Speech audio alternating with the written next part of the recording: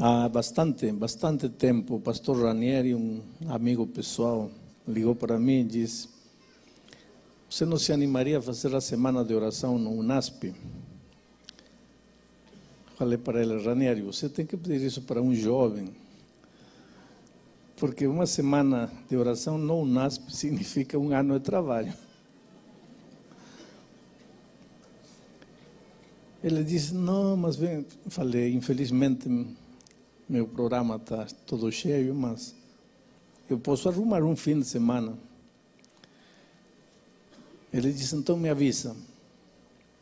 E um dia apareceu um fim de semana, porque amanhã tem um casamento importante de um membro da família, e eu vou fazer o casamento em Brasília, e teria que estar aqui no Brasil. Então liguei para ele e falei: eu estou indo para lá. E ele me disse: que data? Essa data? Não, me disse: tem uma caravana da Esperança lá em Cuiabá. Falei: bom, é a única data. Mas você poderia vir mesmo não estando eu? Falei: não se preocupe, você não precisa estar. Vai lá, faz a caravana. Então não achem que é falta de cortesia do pastor Ranieri o fato de ter me convidado e ele não estar aqui.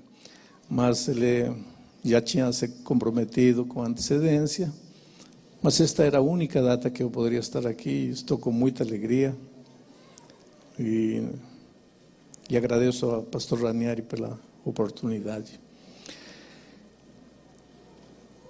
Aqui tem muita gente linda que forma parte da minha experiência passada. Tem muitos pastores já aposentados como eu. E a cada um deles eu devo um pedacinho da minha experiência. E eu não vou poder ter a oportunidade de abraçar todos vocês. Quero que me desculpem por isso. E quero que saibam que todos os que passaram por minha vida, de alguma maneira, no trabalho, no relacionamento, têm deixado alguma marca, alguma contribuição para ser o ser humano que sou, o cristão que sou. O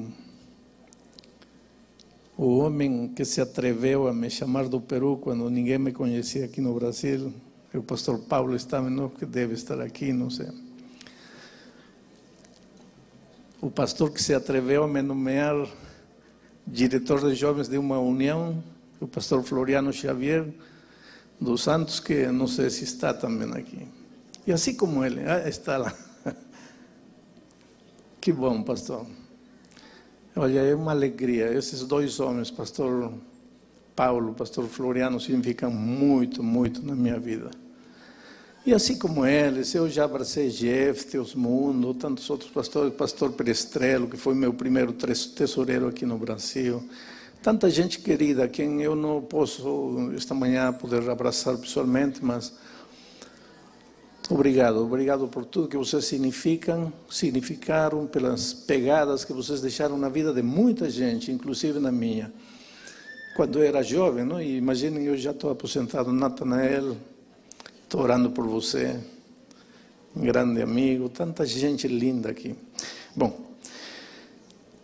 vamos abrir a palavra de Deus, queridos. Romanos capítulo 5. Deixem-me, eu decidi pregar 2 sermões de Romanos, esta sexta e sábado aqui. Deixem-me pregar o versículo 5:1, Romanos 5:1. O livro de Romanos, honestamente, queridos, daria para pregar se um pastor decidisse pregar somente o livro de Romanos, e se ele pregar todo sábado, quarta, domingo, eu acho que em menos de 3 anos ele não acaba o livro de Romanos, pela riqueza deste livro. E ele cobriria praticamente as doutrinas da igreja e cobriria os princípios da vida cristã de uma maneira admirável. O versículo 1 do capítulo 5 diz assim: justificados, pois, mediante a fé temos paz com Deus por meio de nosso Senhor Jesus Cristo. Já que tem a Bíblia aberta, leiam o último verso do capítulo 4.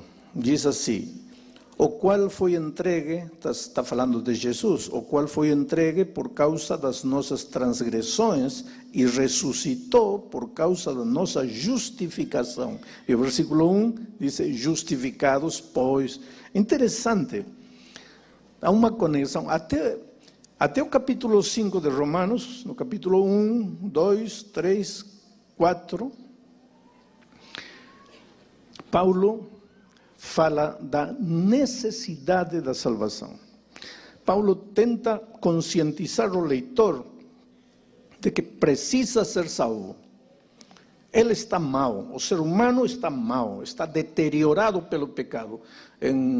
No capítulo 1, especialmente, ele apresenta um quadro triste das depravações, das misérias do ser humano sem Deus. Ele tenta, nos primeiros 4 capítulos, conscientizar de 3 coisas. Primeiro, você precisa de Deus, você está perdido, você está arruinado, você está deteriorado, teus sentimentos, teus pensamentos, teus relacionamentos, está tudo mal por causa do pecado. Então você precisa de Jesus. E essa justificação que Jesus vai te dar é unicamente pela graça. Agora, a partir do capítulo 5, Paulo começa a falar dos benefícios da salvação. Dos benefícios da salvação. Interessante. Ele não apresenta primeiro os benefícios da salvação como uma bala, como um chocolatinho, como uma sobremesa, dizendo: olha, veja o que te espera. Não. Ele primeiro começa a epístola aos Romanos conscientizando da miséria do ser humano. Entende por que você precisa ser salvo. Como dizem na gíria, cai na real, acorda. Não acha que você é bom, como o humanismo de nossos dias ensina. Não acha que você está em progresso. Pelo contrário, você está em deterioração permanente.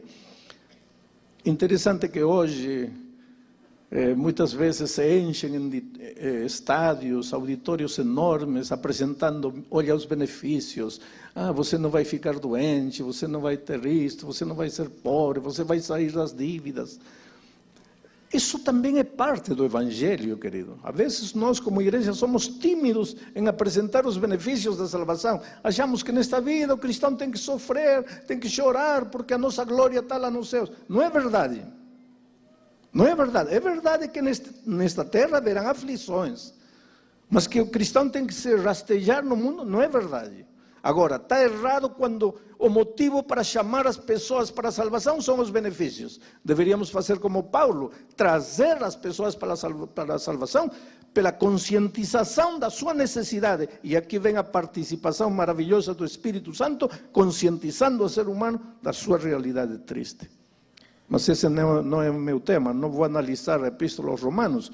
Meu tema é o capítulo 5, verso 1, e mais especificamente o termo paz. Diz: justificados, pois, mediante a fé, temos paz com Deus. Paz com Deus. Paz. A paz é o contrário do medo. O medo é ansiedade, é incerteza. O medo te amputa, te incapacita, te enfraquece. O medo te aniquila. O medo, a pior arma que o inimigo tem para destruir o ser humano é o medo. A paz é o contrário. Agora, pensa nisto. O primeiro sentimento negativo que o inimigo colocou no coração do ser humano quando pecou foi o medo. O medo. O primeiro sentimento negativo que o inimigo colocou no coração do ser humano quando caiu foi o medo. Era como se o diabo dissesse assim: colocando medo no coração do homem, não preciso fazer mais nada para destruí-lo, porque ele sozinho vai se destruir, ele sozinho vai acabar, ele sozinho vai se aniquilar. O medo. Agora, quando você vai a Jesus, diz Romanos 5:1, quando você vai a Jesus e é justificado por Ele, o primeiro sentimento que Deus coloca na tua vida é a paz, o contrário do medo. É interessante, você pode vir, ter chegado esta manhã aqui trazendo a sua vida rasgada, feita a pedaços, casamento destruído, endividado na vida financeira, pode estar doente, pode estar enfermo, pode estar com seus relacionamentos deteriorados, não consegue dormir, solidão, culpa, enfim, é o ser humano. Você vem numa reunião como esta para ouvir a palavra de Deus e ouve falar do Senhor Jesus Cristo, e você, na hora do apelo, se entrega a Jesus Cristo, esperando que desapareçam as dívidas, que desapareça a doença, que desapareçam as dificuldades no relacionamento familiar, etc, etc, etc. E você vai à frente para se entregar a Jesus, esperando todas essas bênçãos maravilhosas que todo ser humano precisa, e Jesus, em lugar de resolver teu problema de dívidas, em lugar de fazer cair um emprego do céu, em lugar de acertar o relacionamento familiar, Ele, quando você chega aqui à frente, Ele te dá paz. E às vezes você pode olhar para Deus e dizer: espera um pouco, Senhor, está tudo bem, eu preciso paz, tudo isso, mas primeiro me ajuda a resolver as dívidas, primeiro me ajuda a arrumar um emprego, primeiro me sara, me cura, me levanta. E Ele, em lugar de fazer tudo isso, te dá paz. Por quê? Isto é interessante, querido. Por quê? Primeira razão, porque o primeiro sentimento negativo que o inimigo colocou no coração humano quando pecou foi o medo, contrário da paz. Agora, o primeiro sentimento que Deus coloca em teu coração quando você é justificado é o contrário do medo, a paz. Por quê? Porque uma pessoa com paz no coração é o melhor instrumento para a realização dos grandes milagres divinos. Porque há dois tipos de milagres: os milagres sobrenaturais e os milagres naturais. Os milagres sobrenaturais, você andar por cima da água e não se afundar, um corvo trazer um pedaço de glúten para você quando está com fome, você cair na cova dos leões famintos e o anjo do Senhor vir e fechar a boca dos leões, o mar vermelho, um mar de dificuldades, se abrir. Deus é Deus, querido, esses são milagres sobrenaturais. E por favor, dê a Deus o direito de ser Deus. Acredite em Deus, não se atreva a duvidar do poder de Deus. Porque se alguém está com câncer esta manhã, pode sair de aqui curado. Deus é Deus. Não duvide neste mundo racionalista, pragmático, não se atreva a duvidar do poder de Deus, querido. Eu tive um grande amigo, pastor. A emoção é tão grande. Jerry Patzer, presidente da União Norte da Califórnia, um grande homem. Ele um dia disse: eu não sei por que tanta gente não consegue aceitar que um grande peixe, vamos dizer que seja uma baleia, eu não sei como tanta gente não consegue entender que um grande peixe engoliu Jonas. O teve dentro da barriga 3 dias, não o digeriu, e 3 dias depois o jogou vivo. Ele dizia: eu não entendo como tem gente que não pode aceitar isso.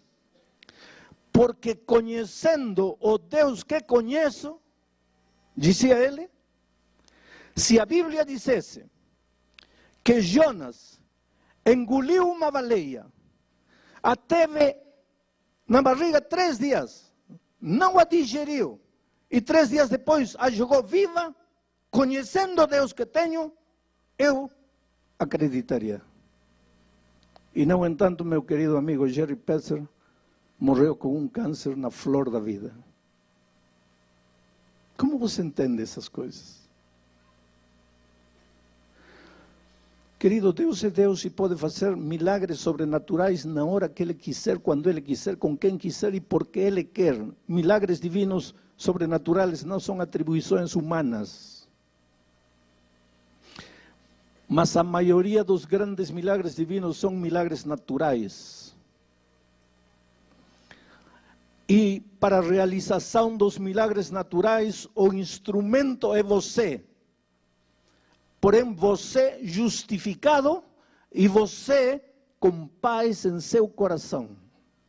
Você é justificado e você com paz em seu coração. Vou contar uma experiência. Um dia eu estava na divisão, eu trabalhava ainda, uma senhora liga para mim, pastor, ore por mim, eu tenho um tremendo problema, eu sei que se o Senhor orar, está tudo resolvido. Qual é o seu problema, irmão? Eu estou devendo 40 mil reais, pastor. E meu marido ganha 800 reais por mês. E eu não trabalho afora porque eu cuido da casa. Agora me digam uma coisa. Uma família que recebe 800 reais por mês poderá pagar uma dívida de 40 mil reais? É problema ou não é problema? Problemão.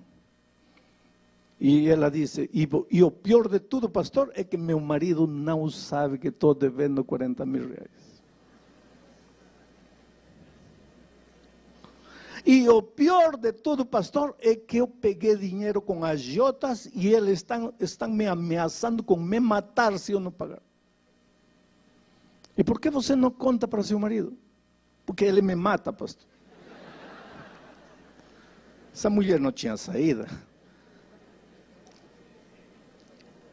Se não paga, os agiotas matam. Se conta,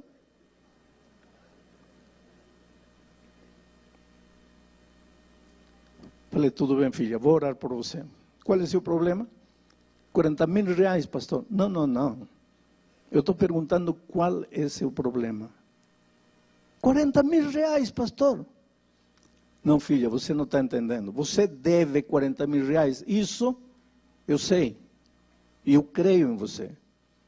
Eu estou perguntando qual é o seu problema. Pastor, 40 mil reais. Eu não estou mentindo, pastor. Para que eu ia ligar para o senhor para mentir? Falei, filha, quer dizer que se eu fizer uma oração e o senhor mandar um corvo trazendo no bico 40 mil reais, teu problema está resolvido. Ai, pastor, estaria resolvido. Filha, teu problema não estaria resolvido, porque teu problema não são os 40 mil reais. Pastor, sim, não, filha. Teu problema é outro, teu problema está no coração. Por que você se empresta dinheiro quando você sabe que não pode pagar? Por que você oculta a verdade de seu esposo? Você traz uma ferida no coração e você não percebe. E enquanto essa ferida não for curada, teu problema não está resolvido. Porque Deus te manda 40 mil reais hoje, próximo ano você vai me ligar, pastor, 10 mil reais. Aí, 6 meses depois, pastor, 5 mil reais. 5 anos depois, pastor, 50 mil reais. Teu problema não é dinheiro. Não estou dizendo que não precise. Não estou dizendo que você não deve. Teu problema está no coração. Há uma ferida que sangra e se manifesta no fato de procurar dinheiro quando você sabe que não vai pagar. Ela começou a chorar no telefone. E me disse, pastor, o senhor é um profeta. Mas por que, filha? Eu disse, pastor, o senhor acaba de descrever minha vida. Eu nasci no interior de Pernambuco, numa cidade pequenina. Meus pais eram pobres. De criança eu só ouvia 3 coisas. Não se pode, não tem dinheiro, somos pobres. Queriam picolé, somos pobres, não tem dinheiro, não se pode. A escola ia de excursão, somos pobres, não tem dinheiro, não se pode. Pastor, isso me massacrava. Somos pobres, não tem dinheiro, não se pode. Aí quando eu fiquei maior, eu comecei a gastar. Mas que dinheiro? Aprendi a me emprestar dinheiro.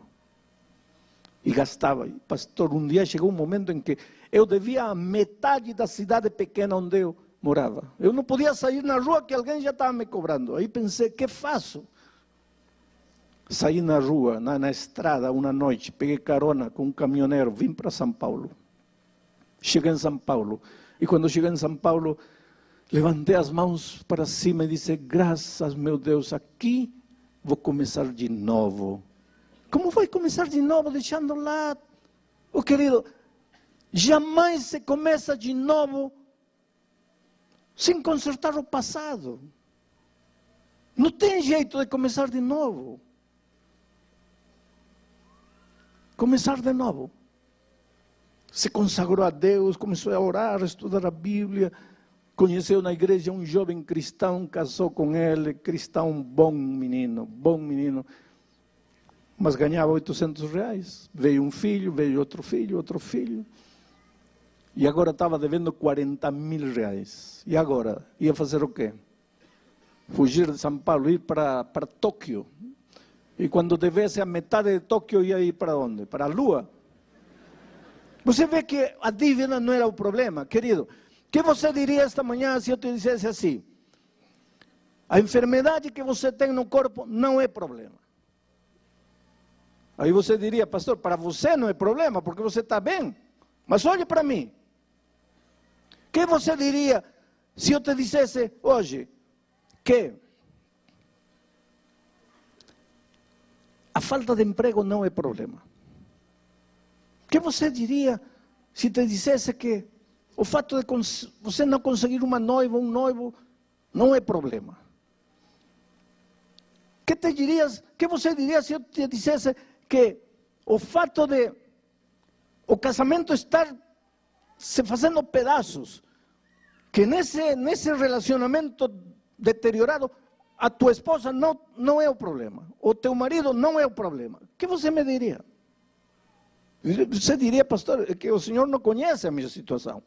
Mas se conhecesse de perto, veria que sim é problema. Não, não é problema. O problema, querido, 99% dos problemas não estão fora da gente. 99%, não estou exagerando, 99% dos problemas estão dentro da gente. Lembra quando Pedro e seus companheiros estavam no mar da Galileia e Jesus apareceu aquela noite? Havia vento, havia tempestade, havia trovão, havia escuridão. E se você perguntasse a Pedro e aos discípulos, qual é o problema? Eles diriam, como qual é o problema? Não está vendo, está escuro, está chovendo, a água está entrando, vamos afundar, esse é o nosso problema. Não era o problema. Porque quando Jesus chegou na vida deles, não acalmou a tempestade, não fez o sol sair, não parou o vento, as ondas continuaram gigantescas. O que fez Jesus aquela noite quando chegou? Resolveu o problema. Mas então como continua a tempestade? Porque a tempestade não era problema, o problema era o coração. E quando Jesus chegou aquela noite, arrancou o medo do coração, colocou a paz, a segurança, a certeza. E aí esse covarde Pedro que estava achando que ia morrer, que ia afundar, quando o medo foi arrancado do seu coração, quando a paz, a certeza entrou em seu coração, esse Pedro se levantou e começou a andar em meio da água. O vento continuava, a crise continuava, as dificuldades continuavam. Que me importa? Estou curado. E em nome de Jesus foi capaz de andar por cima da água. O problema, querido, é nosso coração. Não é que teu marido é mulherengo, é que você é ciumenta. Aliás, de mulherengo, quero dizer algo, entre parênteses, para os homens. Espero que não haja nenhum mulherengo aqui. Mas os psicólogos estão discutindo ultimamente que uma das causas que levam o homem a ser um mulherengo é o medo. Que é isso? Medo. Medo de quê, pastor? Medo de não ser homem. E como tem medo de não ser homem, precisa se afirmar como homem. E a melhor maneira de se afirmar como homem, sai com uma, sai com outra, e em cada saída o que está gritando seu inconsciente é: sou homem, sou homem, sou homem. Quando você é homem, não precisa se afirmar, você é homem. Mas tem que ter paz no coração para isso. Se você não tiver paz, pois está mal. Paz no coração. E quando você vai a Jesus, a primeira coisa que ele faz é arrancar o medo que o inimigo te colocou e agora coloca paz em teu coração.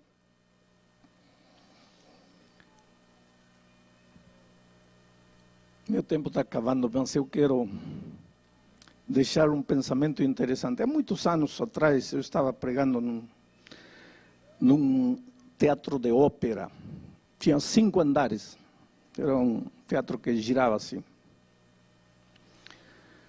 Tinha que estar pregando olhando para todo lado, para cima. E quando terminou a pregação, eu fui ao camarim e estava esperando aí o pastor que ia me levar para o hotel. Mas a porta se abriu e entrou na cama. E na cama um rapaz deitado, que não mexia do pescoço para baixo nada. Tetraplégico, quadraplégico, sei lá. Sem poder mexer nada. Eu conhecia a história porque já tinha me contado. Nasceu e cresceu na igreja aquele menino. Quando foi para a faculdade, para a universidade, ele um dia achou que seus pais estavam errados, que a Bíblia estava errada, que o Evangelho foi uma etapa na vida dele, que ele já tinha superado tudo isso. E ele saiu da igreja, ria dos pais, burlava de todo mundo, caçoava de todo mundo. Não queria saber nada com Deus, nada com a igreja, nada com a Bíblia, nada com o Evangelho. Um sábado de manhã, enquanto os pais estavam no culto como hoje, ele estava na beira do rio com amigos, bebendo cerveja, dançando, fumando, felizes da vida. Lá pelas 4 da tarde já tinham bebido bastante, comido bastante carne, a mente já estava embotada. Já. O problema do álcool é esse, que chega um momento que você não sabe o que está fazendo. Perde a noção do risco, do perigo, então decidiram se jogar no rio de uma altura aí de 4 metros, e como a água estava meio turva, eles não perceberam que havia uma rocha, quase a flote. Ele se jogou, foi o primeiro, e caiu de cabeça na rocha. E literalmente se partiu o crânio. E ficou quase 1 ano entre a vida e a morte, os médicos para salvar, lutando. E finalmente saiu do hospital. Mas saiu condenado não a uma cadeira de rodas, condenado a uma cama para o resto da vida. Tornou-se uma criança. A coitada mãe cuidava dele para tudo, porque ele não conseguia fazer nada, mexia apenas a cabeça. Agora, em lugar de se arrepender ou ver isso como uma oportunidade para voltar a Deus, ele se revoltou muito mais contra Deus. E começou a insultar e a xingar a Deus. Eu nunca vi na vida alguém xingar a Deus como ele fazia. Mas com palavras assim feias, horríveis. E não é só isso, ele gritava com os pais. Ele dependia para tudo da mãe e agredia a mãe. O pastor visitava, não queria pastor, os jovens foram a cantar para ele, não queria nada de nada. De cada 10 palavras que falava, 8 eram palavrões. Revoltado com a vida, revoltado com Deus, revoltado com todo mundo. Aí cheguei para pregar. E os pais, coitados, disseram: olha, se o pastor Bulhão fala com ele, talvez aconteça alguma coisa. Não é assim. A vida não é assim. Trouxeram ele. Ele já entrou me xingando. Nunca tinha me visto na vida. Já entrou me agredindo. Eu me aproximei dele, eu entendia, tentava entender a situação em que ele se encontrava, a dor que ele carregava. E disse: filho, veja, Deus te ama. Quero que saiba que Deus te ama. ¿Para que falei de Deus? Foi aí que voltou todas as armas contra Deus. E aquilo já me deixou mal. Ele agredir, falar essas coisas contra Deus. Falei: filho, qual é teu problema? Como qual é meu problema? Está cego? Não está vendo? Qual é meu problema? Falei: o fato de que você está deitado na cama e não pode se mexer, esse não é problema. Ah, não é problema. Então, quer ficar, quer trocar de lugar comigo? Quer ficar aqui? Não, não quero. Só que estou falando que esse não é teu problema, filho. Teu problema está no coração. Teu coração está cheio de ódio. E esse veneno de ódio que está enchendo o teu coração está rebaçando. Só que esse teu veneno não faz mal às outras pessoas, mas esse teu veneno está te matando a ti mesmo. Você está morrendo por dentro. Eu sei que tua situação na cama não deve ser a mais cômoda, mas tua pior situação é o coração cheio de veneno, cheio de ódio, de revolta. O que Deus te fez, filho? Ele te empurrou para o rio? Não. O que teus pais fizeram? Vê o amor com que tua mãe te cuida. Por que você agrede ela? Olha, teu problema vai acabar o dia que um dia você gritar a Deus e dizer: Senhor, me entrego, me perdoa, aceito, tira o veneno do meu coração. Mas enquanto esse veneno estiver em teu coração, não tem solução para você.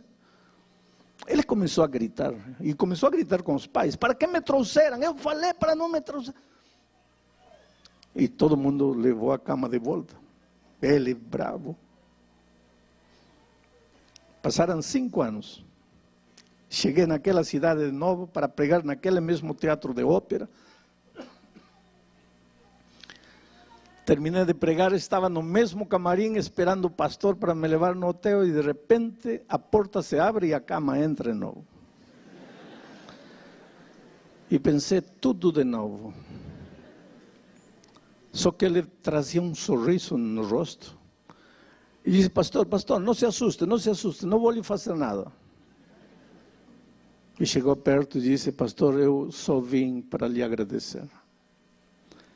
Obrigado, pastor. A última vez eu fui malcriado, eu quero lhe pedir desculpas. Falei: filho, não. Eu acho que quem tem que pedir desculpas sou eu. Eu acho que naquele dia eu não te disse o que você estava querendo ouvir. Ele disse: não, pastor, você não me disse o que eu queria ouvir. Você me disse o que eu precisava ouvir. Mas aquele dia, pastor, eu saí de aqui odiando o Senhor. Odiando-o.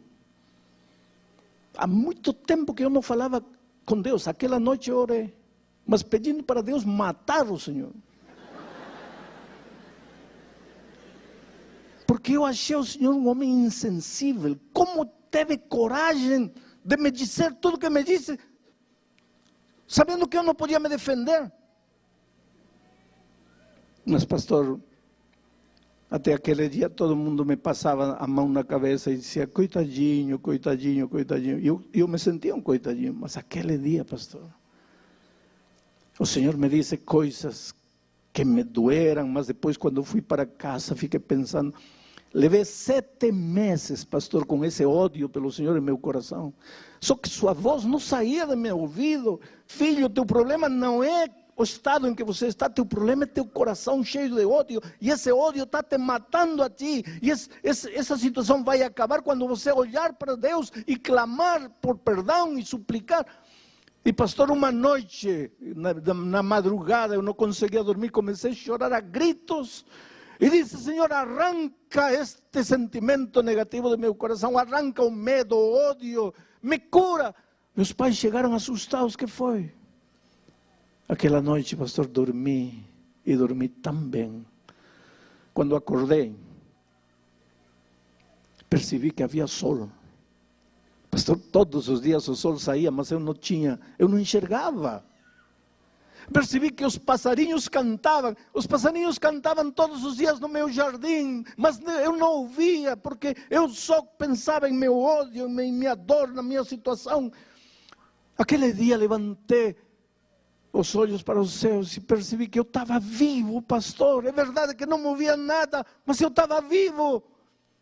E agradeci a Deus e disse: Senhor, obrigado porque estou vivo. Todos os dias, pastor, às noites eu acordo ou durmo dizendo a Deus: Senhor, me faz acordar com alegria, com paz em meu coração. Nestes anos, 5 anos que passaram, pastor, eu tenho trazido mais de 20 jovens para a igreja. Mas como 20? Como? Como você faz isso?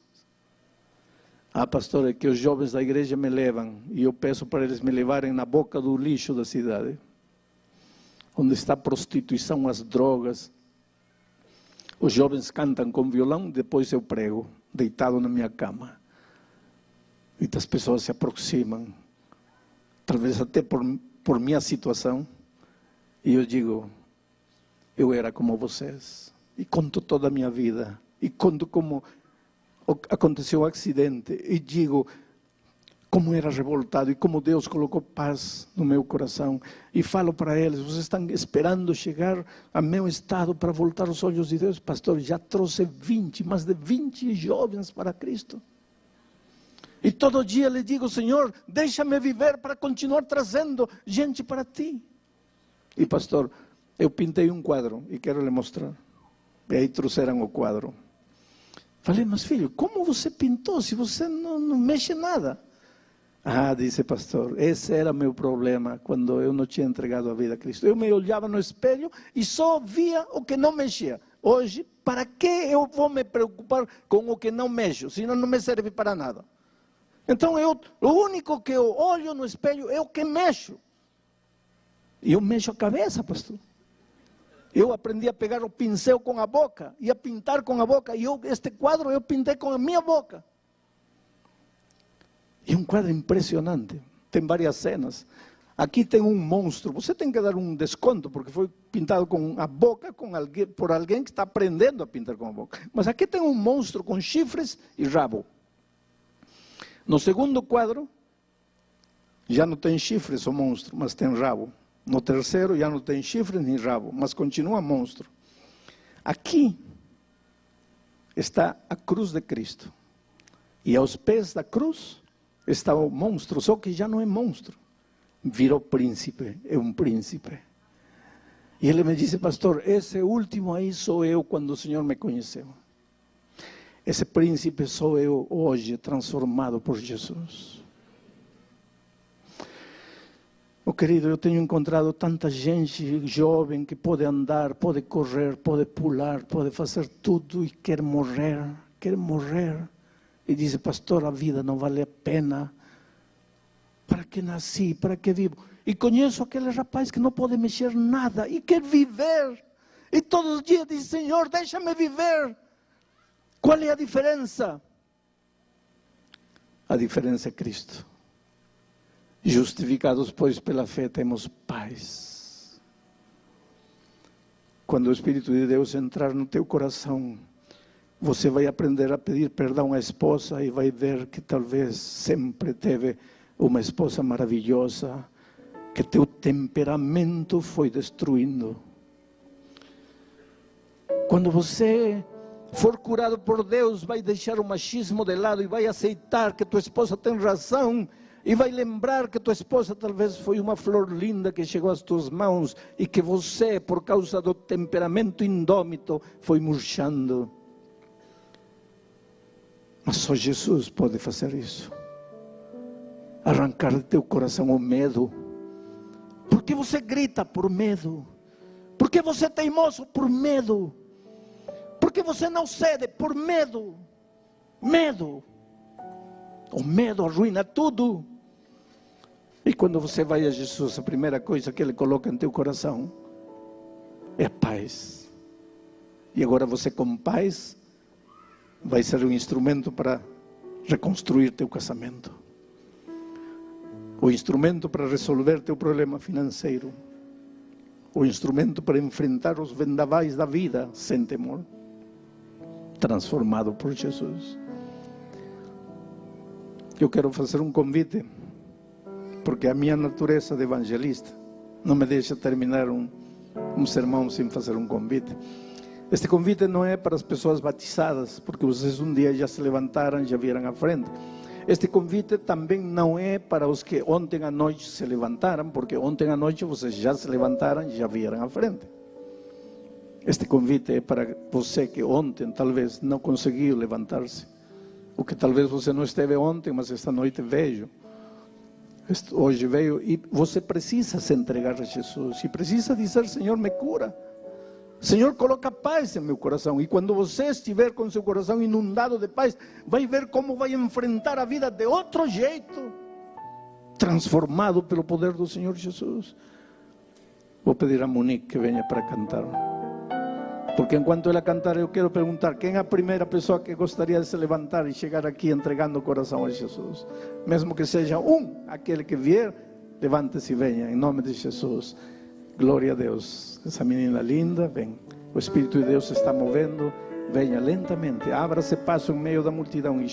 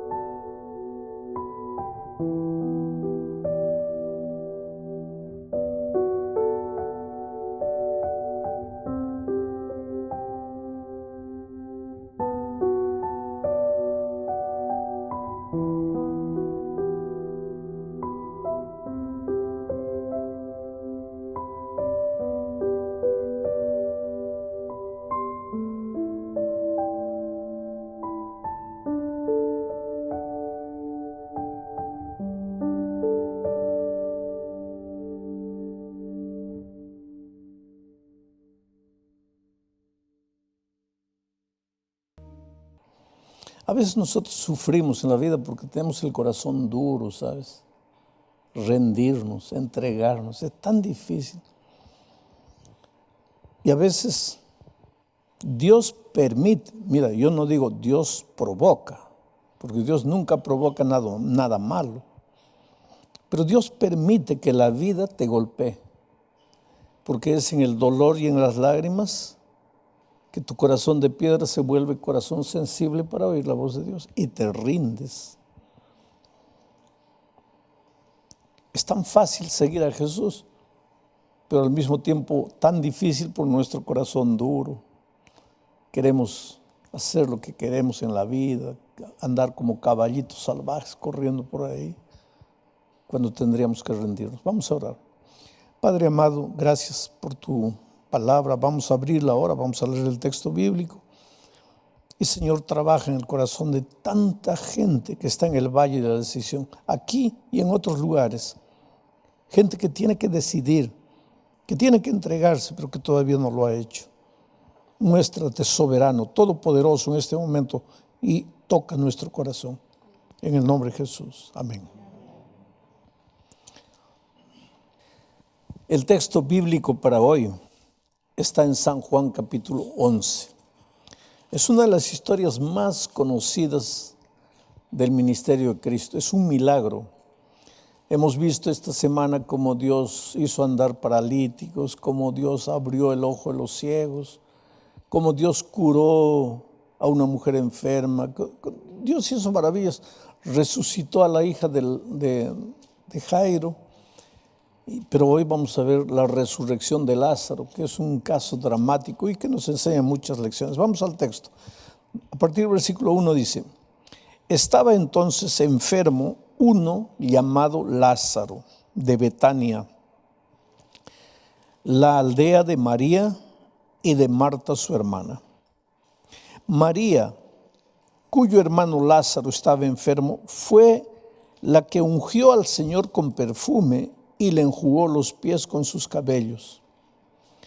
Enviaron pues las hermanas para decir a Jesús: Señor, he aquí el que amas está enfermo. En la ciudad de Betania, interesante, Betania queda a 5 kilómetros de Jerusalén. Tuve el privilegio de estar en Jerusalén. 5 kilómetros para allá está Betania. Era una ciudad pequeñita. Cuando Jesús estaba más o menos ahí caminando por Jerusalén, llegaba la noche, siempre iba con sus discípulos a dormir a Betania, porque en Betania tenía un amigo llamado Lázaro. Eran 3 hermanos: Lázaro, el hombre, en esos tiempos el que trabajaba, solo luchaba para traer el pan a la casa, y 2 hermanas, Marta, la hermana mayor, y María, la hermana menor. Esta María es la misma, dice el texto bíblico, que echó perfume a los pies de Cristo, le secó con los cabellos, porque Jesús la había transformado, la encontró en la miseria de la vida, la transformó. Bueno, Marta era una buena cocinera, cocinaba rico. Y yo creo que a Jesús le gustaba comer la comida de Marta. Por eso cuando estaban cerca de Jerusalén, le decía a sus discípulos: vamos a Betania.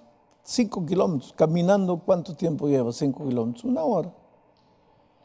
Uno de esos días que estaban yendo, caminando a Betania, estaban con hambre, era ya la tarde, y vieron una higuera. ¿Se acuerdan de eso? Una higuera. Y una higuera frondosa, lleno de hojas. Y cuando la higuera está así es porque tiene muchos higos. Entonces caminaron hacia la higuera queriendo comer higos, ¿no? Y cuando llegaron, la higuera no tenía higos. Y Jesús la maldijo. Y esa noche se fueron a Betania, se hospedaron en la casa de Lázaro, Marta y María. Al día siguiente estaban volviendo a Jerusalén y la higuera estaba seca. ¿Se acuerdan de esa historia? Jesús no maldijo a la higuera porque no tenía frutos. ¿Por qué creen que maldijo a la higuera? Porque no teniendo frutos, parecía que tenía. O sea, Si en tu vida no hay frutos, eso no es lo ideal. Dios quiere que tu vida como cristiano sea una vida fructífera. Pero lo peor es no tener frutos y parecer que tienes frutos. ¿Sí? En el fondo de tu corazón eres malo, pero cuando estás en público pareces bueno, ¿no? Pareces conservador, estricto, rígido, pero en el fondo eres un pobre hombre derrotado. Ahora, Jesús no queda triste porque eres derrotado, aunque eso no le gusta y Él te puede hacer victorioso. Lo que a Él lo deja triste es que el derrotado en público parezca el victorioso, ¿no? El ejemplo de todos cuando no es nada. Y la higuera es un ejemplo de eso. Bueno, un día se enfermó Lázaro y Marta y María, las hermanas, mandaron mensajeros a Jesús porque era amigo de Lázaro. Y los mensajeros llegaron diciendo: Lázaro, aquel a quien tú amas, está enfermo. Ahora mi pregunta es, ¿aquellas personas a quien Jesús ama también se enferman? Entonces, ¿para qué aceptamos a Jesús? Porque muchos creen que aceptamos a Jesús para ya no enfermarnos nunca más. Pero la historia bíblica nos muestra otra cosa. Mientras vivamos en este mundo de dolor, muchas veces, aunque amemos a Jesús, aunque Jesús nos ame, nos vamos a enfermar, porque vivimos en un mundo de enfermedad, en un mundo de miseria. Es por eso, he repetido todos los días, tenemos que pedirle a Dios: Señor, ven, para que le coloques un punto final a la historia de pecado, y pues ya no haya dolor.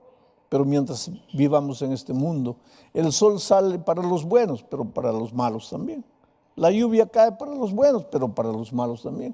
Y si hay un incendio, se queman los buenos y los malos también. Pues eso es la ley de este mundo, de esta vida.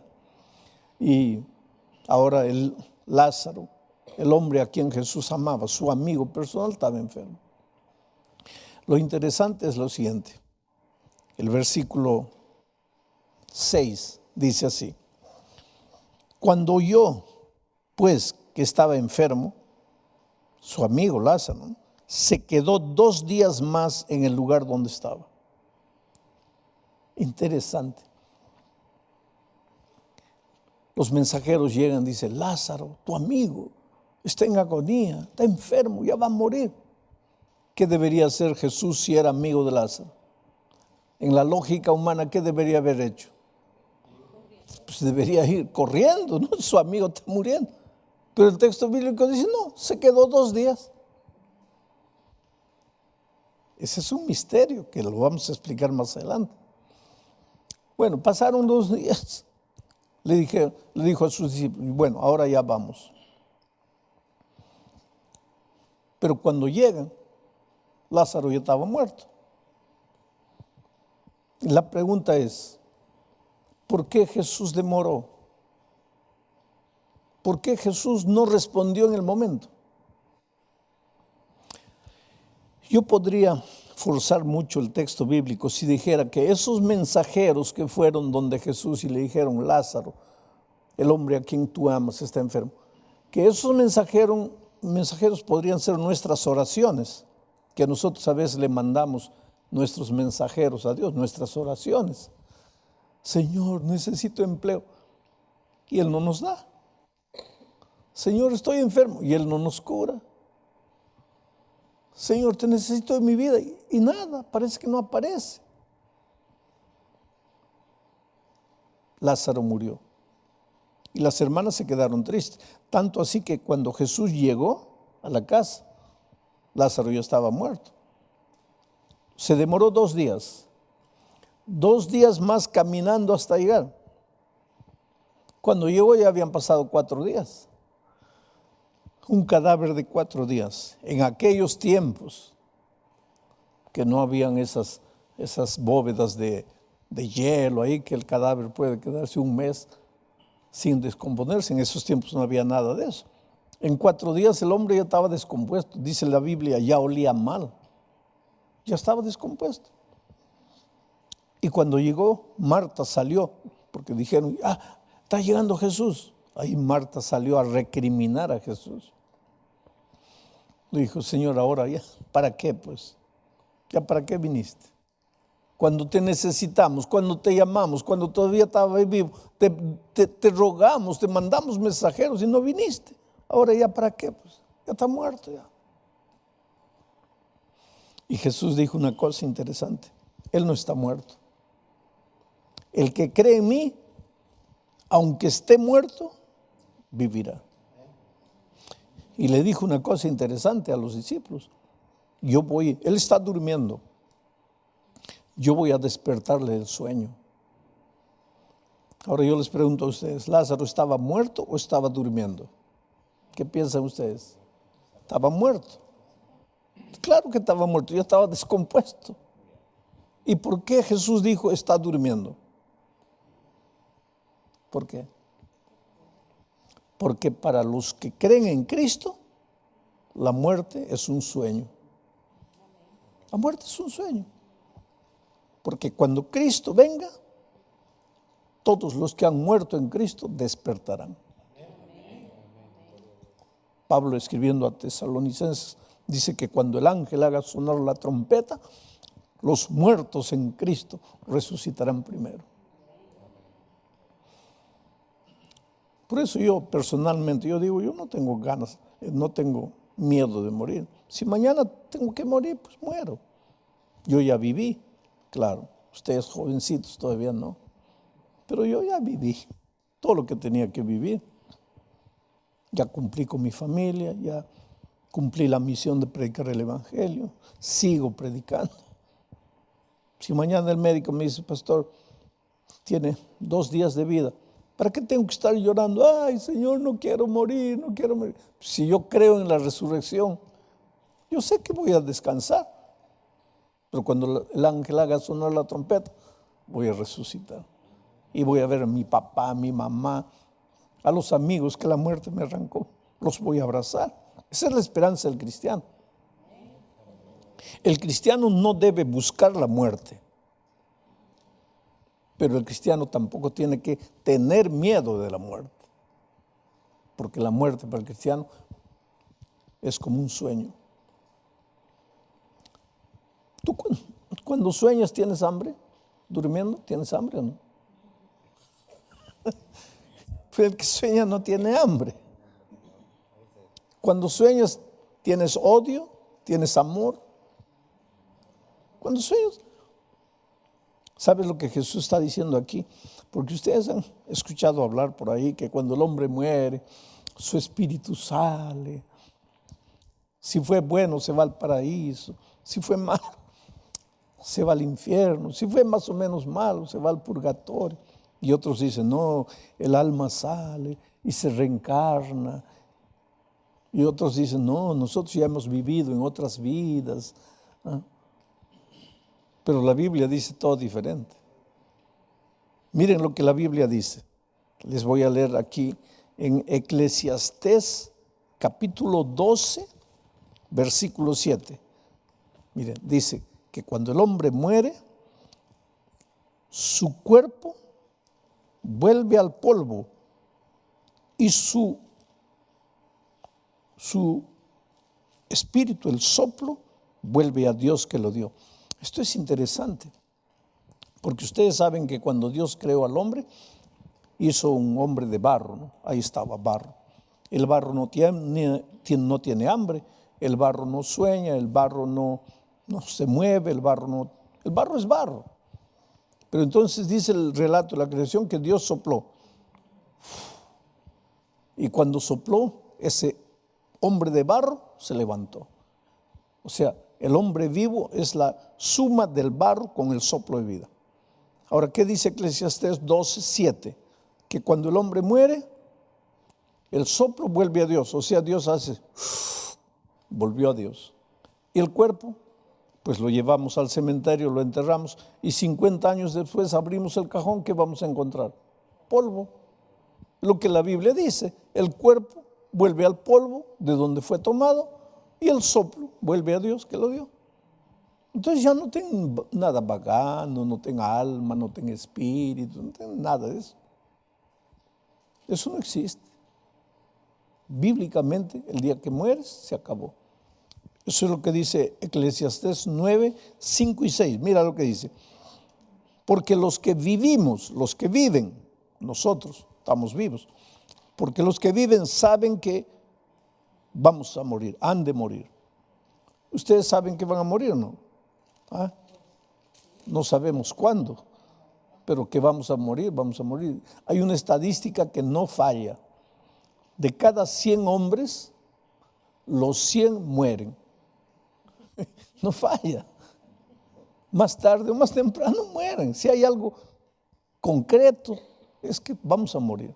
Entonces aquí dice Salomón, porque los que viven saben que han de morir, pero los muertos nada saben. Los muertos nada saben, ni tienen más paga, porque su memoria es puesta en olvido. También su amor, su odio, su envidia fenecieron ya, y nunca más tendrán parte de todo lo que se hace debajo del sol. Nunca más tendrán parte. O sea que tú podrías ir conmigo esta noche a la medianoche al cementerio. ¿Te animarías o no? No, tengo miedo. ¿Miedo de qué? De los muertos. Los muertos no te pueden hacer nada. Tú tienes que tener miedo de los vivos. Eso sí te pueden matar. Pero los muertos nada saben. Ya no tienen parte en esta tierra. Ya no tienen odio. Ya. Ahora tú me vas a decir, no, pero yo he visto ahí yo mismo tengo un amigo que su papá murió y había dejado mucho dinero, pero nadie, era de esos viejos antiguos que no creían en el banco, no confiaban en el banco, entonces escondía todo el dinero. Y murió de un infarto, no pensaba morir, murió. Y ahora los hijos sabían que el papá tenía mucho dinero, pero no sabían dónde estaba. Y uno de ellos se fue a una reunión de espiritismo y ahí comenzó. Y ahí apareció su papá, la figura de su padre. Y el hijo le preguntó, ¿dónde está el dinero? Y él le dijo, mira, está en tal lugar, ve, El hijo fue, encontró el dinero. Y ahora él dice, yo hablé con mi papá, con el espíritu de mi padre, y aquí está la prueba, aquí está el dinero. Él habló con alguien, pero no con el espíritu de su papá. Porque el día que su papá murió, pues ya el soplo volvió a Dios. ¿Y el cuerpo? Entonces, ¿con quién habló? Con el diablo. Porque el diablo se disfraza de espíritu de vivos para engañar a los seres humanos. Porque la Biblia dice que cuando el hombre muere, se acabó, ya no hay nada. Por eso Jesús le dijo a sus discípulos, no tengan miedo, voy a despertarlo. Y por eso cuando Marta salió diciendo, Señor, ya llegaste tarde, ya murió, Jesús le dijo, calma ahí. El que cree en mí no está muerto, va a vivir. Ahí llegó a la tumba de Lázaro. Y ahí vino la palabra de Dios. Bendita palabra de Dios. Cuando no había cielos ni tierra, Dios dijo, sea la luz. Y la luz apareció. Aparezcan los animales aparecieron. La palabra creadora. Cuando Jesús estuvo en esta tierra, encontró a un paralítico. Levántate. Ahora llega a un cadáver. Cualquiera diría, Jesús está loco. ¿Qué está hablando con un muerto? Los muertos nada saben. Pero Jesús dijo, levántate, sal. Y el muerto se levantó. Ya estaba podrido. Ya estaba en estado de descomposición. Y sin embargo se levantó y salió. Porque hasta los... Y saben que yo escuché a un grande predicador una vez decir así. Jesús tuvo que decir, Lázaro, sal. Porque si no hubiera dicho Lázaro, si hubiera dicho, levántate, sal, todos los muertos del mundo se hubieran levantado.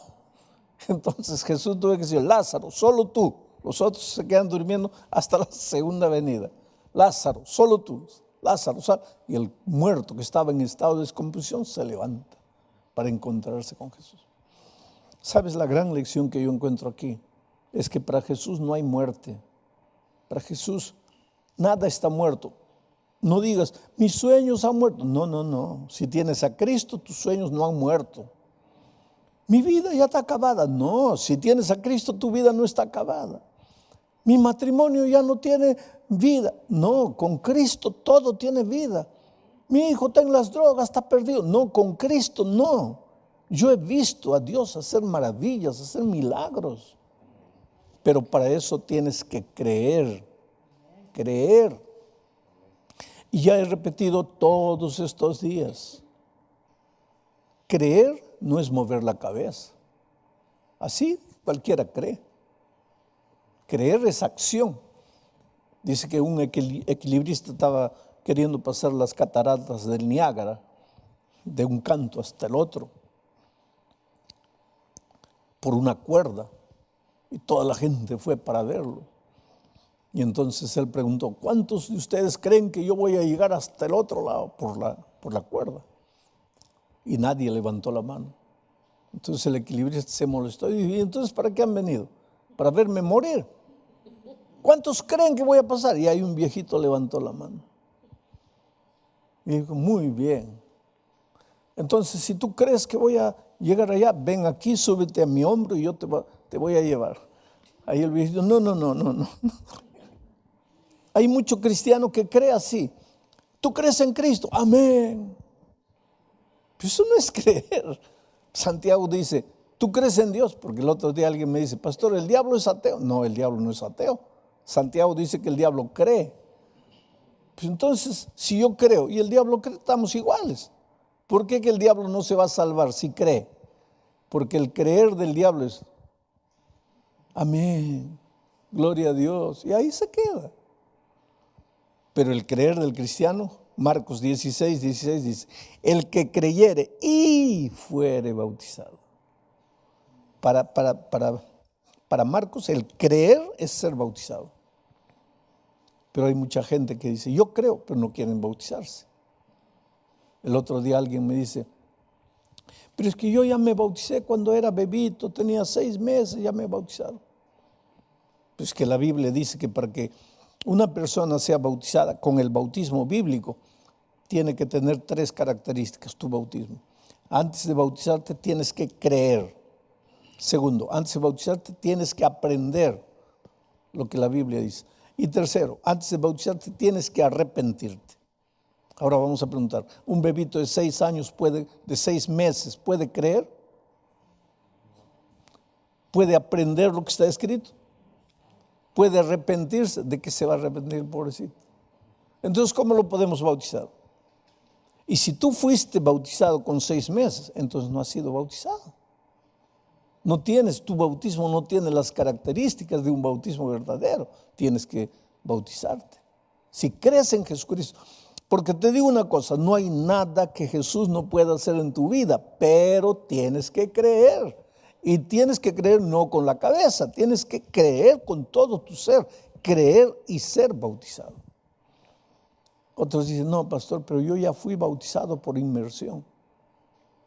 Un día Pablo, eso está en Hechos 19, un día Pablo llegó a Efeso y vio gente que ya estaba bautizada por inmersión en el agua.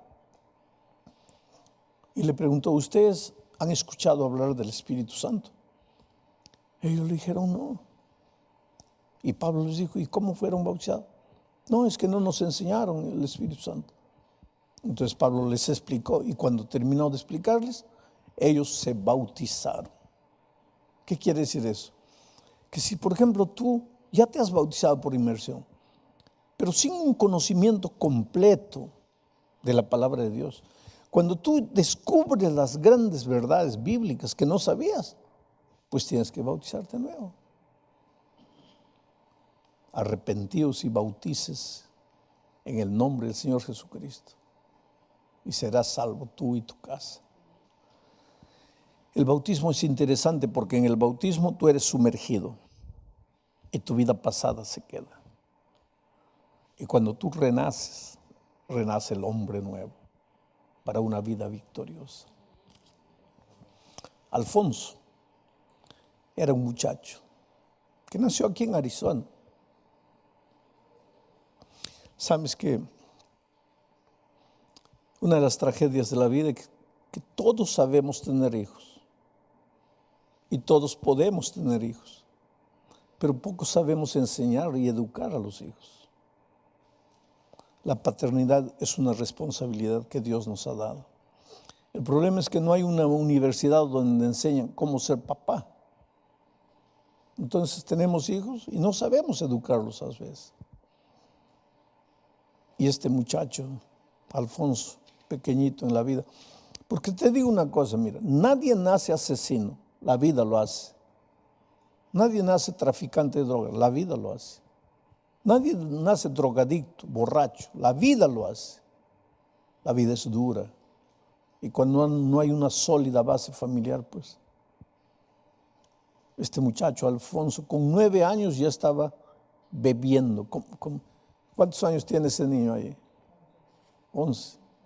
Pues, Alfonso con 9 años ya estaba bebiendo, ya estaba fumando marihuana, ya estaba fumando, ya estaba perdido con 9 años. Vivía en un barrio peligroso. Aquí en Arizona, aquí en Phoenix, en la parte sur, donde hay guerras de gangues, una gangue pelea contra la otra. Con 15 años ya era un traficante, ya era un drogadicto, ya estaba perdido, acabado, destruido por la vida. En su bautismo, porque para entrar a la gangue hay que hacer un bautismo, lo hicieron a pelear con 4 ahí, casi lo reventaron a palos. Vida dura. Pobres muchachos, esos muchachos de la gangue buscan a Dios. No saben ni que buscan a Dios, pero no son felices. Pueden hasta tener dinero, porque el tráfico da de cierta manera dinero. Y el sueño de todos ellos es ser sicario, ser matador, porque cuanto más matas, parece que más hombre te sientes, más escalas. Y este muchacho también quería ser un sicario. La vida lo golpeó mucho, ¿sabes? Hasta que un día lo agarraron, lo llevaron a la prisión. Algunos meses después lo soltaron, continuó cometiendo delitos, lo agarraron, lo llevaron a la prisión. En una ocasión de esas, pues él no era feliz. Lo peor es eso.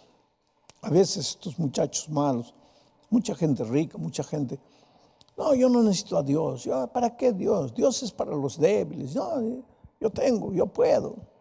Pero en el fondo, cuando llega la noche, no eres feliz. Cuando llega la noche, eres un pobre ser humano desesperado. Yo conozco gente rica. Estaba predicando una vez en Río de Janeiro, en el Maracanãzinho, un estadio para unas 20,000 personas. Y alguien viene y me dice, mira quién está ahí en la primera fila. Y miro una de las famosas actrices de Brasil. Esa semana era capa de una revista famosa. Y durante la predicación lloraba y lloraba. Cuando terminé la predicación, ella fue atrás a hablar conmigo. Y me dice, pastor, yo tengo fama, yo tengo gloria, la gente me busca para tomar fotos, para dar autógrafos. Yo tengo a los hombres a mis pies, yo puedo tener el hombre que quiero, tengo dinero, tengo todo. Pero pastor, no soy feliz, soy una mujer vacía. Por favor, ore por mí. Le digo, ¿por qué tú no oras por tus necesidades?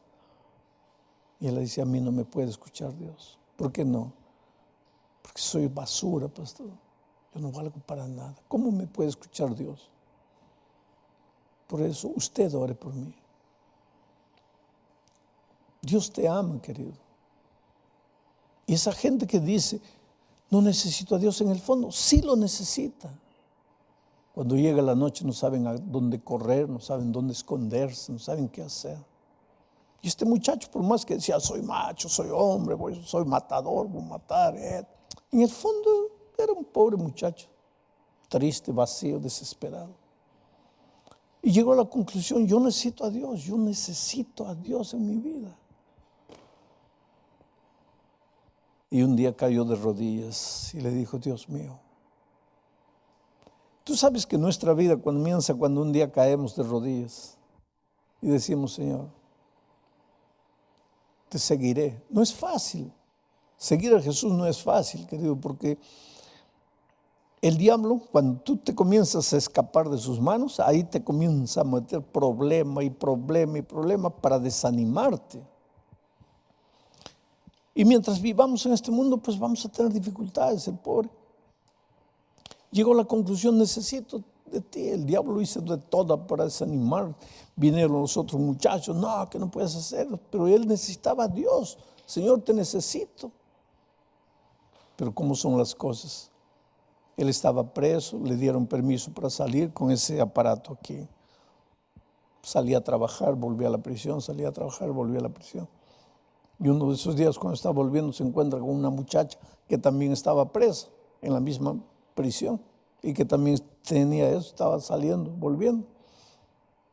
Y se miran los dos de una vida turbia, ¿no? Se miran. Y pues Dios usa el instrumento llamado amor para transformar vidas. Y se enamoran. Y los dos están presos. Pero comienzan a hablar y se dan cuenta que los dos buscan a Jesús. Que los dos no están felices con la vida que viven. Que necesitan a Dios. Y los dos se arrodillan y los dos claman a Dios. Y como es Dios les abre las puertas, dejan la prisión definitivamente, se juntan unidos por el amor. Este muchacho está aquí sentado a mi lado y a su lado está Elena, cuya historia conté la otra noche. Y hoy día están ahí, bonitos, transformados por el poder de Dios. Él tenía un hijito de 5 años, ella tenía otros hijos. Hoy día los dos miran a sus hijos todos como si fueran de los dos y los aman y crecen en Cristo y luchan y caminan. Ahora yo me pregunto, ¿quién es Dios que te encuentra en la vida acabado, basura, perdido y te transforma? Pero la vida de ellos comienza en el bautismo. Cuando mueren al viejo hombre y nacen a un nuevo ser. Por eso la Biblia dice, hoy es el día de buena nueva. Y es por eso que hoy tienes que decirle a Jesús, Señor, yo te seguiré. A donde vayas te seguiré. Por donde quieras te seguiré. Aunque haya sombras, te seguiré. Porque cuando tú sigues a Jesús, Él te lleva a pastos verdes y aguas tranquilas, pero muchas veces te hace pasar por el valle de la sombra y de la muerte. Pero allá al final hay pastos verdes y aguas tranquilas. Yo quiero decir a todos los que me han estado escuchando durante la semana, ya no hay tiempo para endurecer el corazón. Oye, el día se acaba, la noche llega, tienes que decidirte, tienes que entregarte al Señor Jesucristo. No puedes estar en el valle de la indecisión. Tienes que rendirte, tienes que decir, Señor, yo también quiero seguirte. Yo les hago una pregunta a ustedes aquí. ¿Cuántos de ustedes quieren decirle a Jesús, Señor, yo te seguiré? Yo quiero pasar por la experiencia linda del bautismo. Dios les bendiga ricamente. Y aquí ya tú donde estés, el director de tu pequeño grupo se va a acercar, te va a abrazar. Toma tu decisión, entrégate a Jesucristo. Hay un bautismo próximamente, prepárate para bautizarte. No postergues tu decisión. Hoy es el día de buena nueva. Ha sido para mí una experiencia extraordinaria hablar contigo noche a noche. Presentarte el amor de Cristo, hacerte escuchar la voz de Dios llamándote. Hoy es el día de buena nueva, hoy es el día de salvación. No postergues tu decisión.